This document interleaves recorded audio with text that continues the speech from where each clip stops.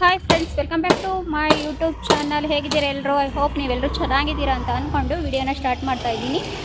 ಇವತ್ತು ವಿಡಿಯೋ ಮಾಡ್ತಿರೋ ಉದ್ದೇಶ ಏನಪ್ಪ ಅಂತಂದರೆ, ನಮ್ಮ ಆಂಟಿಗೆ ಸ್ವಲ್ಪ ಹುಷಾರಿರಲಿಲ್ಲ, ಹಂಗಾಗಿ ಎಲ್ಲ ಕಡೆನೂ ತೋರಿಸಿದ್ವಿ. ಏನೂ ಕಡಿಮೆ ಆಗಿರಲಿಲ್ಲ, ಹಂಗಾಗಿ ಆಪ್ರೇಷನ್ ಮಾಡಬೇಕಾಗಿ ಬಂತು. ಹಂಗಾಗಿ ಇವಾಗ ದೊಡ್ಡಬಳ್ಳಾಪುರ ಗೌರ್ಮೆಂಟ್ ಹಾಸ್ಪಿಟ್ಲಲ್ಲಿ ಅಡ್ಮಿಟ್ ಮಾಡಿದ್ರು. ಇವತ್ತು ಆಪ್ರೇಷನ್ ಇದೆ. ಆಪ್ರೇಷನ್ ಮುಗ್ದಿದೆ. ನಾವು ನೋಡೋದಕ್ಕೆ ಬಂದ್ವಿ. ನಾವು ಬಸ್ಸಲ್ಲಿ ಬಂದಿದ್ದರಿಂದ 12:30 ಆಯಿತು. ಹಾಗಾಗಿ ಹಾಸ್ಪಿಟ್ಲ್ ಹತ್ರ ಇವಾಗ ಇದ್ದೀವಿ. ಹಾಸ್ಪಿಟ್ಲ್ ಒಳಗಡೆ ಹೋಗಿ ವಿಡಿಯೋನ ಕಂಟಿನ್ಯೂ ಮಾಡ್ತೀವಿ. ಈಗ ದೊಡ್ಡಬಳ್ಳಾಪುರ ಗೌರ್ಮೆಂಟ್ ಹಾಸ್ಪಿಟ್ಲು ಮುಂದೆಗಡೆ ಇದ್ದೀವಿ. ನಮ್ಮ ಮನೆಯವರು ಕೂಡ ಬೇಗನೆ ಬಂದಿದ್ರು. ನಮ್ಮ ಮಂಜಿಯವರು ಎಲ್ಲ ಬೇಗ ಬಂದ್ಬಿಟ್ಟಿದ್ರು ಮುಂಚೆನೇ. ಹಂಗಾಗಿ ಅವರು ಕೂಡ ಬಂದರು. ಎಲ್ಲರೂ ಕೂಡ ಒಟ್ಟಿಗೆ ಹಾಸ್ಪಿಟ್ಲ್ ಒಳಗಡೆ ನೋಡಿ ಹೋಗ್ತಾ ಇದೀವಿ. 3rd ಫ್ಲೋರ್ ಅಲ್ಲ ಅಂತೆ ಆಪ್ರೇಷನ್ ಏನೋ ಮುಗ್ದೋಗ್ಬಿಟ್ಟಿದೆ. ವಾರ್ಡಿಗೆ ಶಿಫ್ಟ್ ಮಾಡಾದ್ಮೇಲೆ ನೋಡಿಕೊಂಡು ಹೋಗ್ತೀವಿ.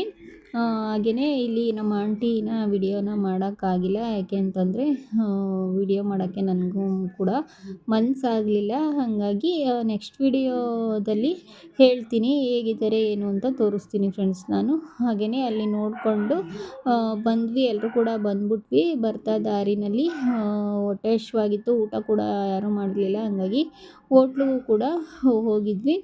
ಊಟ ಮಾಡ್ಕೊಂಡು ಹೋಗೋಣ ಅಂತ ಅಂದ್ಬಿಟ್ಟು ಹೋಟ್ಲು ಕೂಡ ಬಂದಿದ್ವಿ. ಅಲ್ಲಿ ನಮ್ಮ ಆಂಟಿ ಹತ್ರ ನಮ್ಮ ಶ್ರುತಿ ಮತ್ತು ನಮ್ಮ ಕನಕ ಇಬ್ಬರು ಕೂಡ ಇದ್ದರು. ಹಾಗಾಗಿ ನಾವು ಎಲ್ಲರೂ ಕೂಡ ಬಂದ್ವಿ. ಬರ್ತಾ ದಾರಿಲಿ ಊಟನ ಮಾಡ್ಕೊಳ್ಳೋಣ ಅಂತ ಅಂದ್ಬಿಟ್ಟು ಎಲ್ಲರೂ ಕೂಡ ಅನ್ನ ಸಾಂಬಾರನ್ನ ಅಂದರೆ ಫುಲ್ ಮೀಲ್ಸ್ ಊಟ ತೊಗೊಂಡು ತಿಂತಾ ಇರೋವಂಥದ್ದು.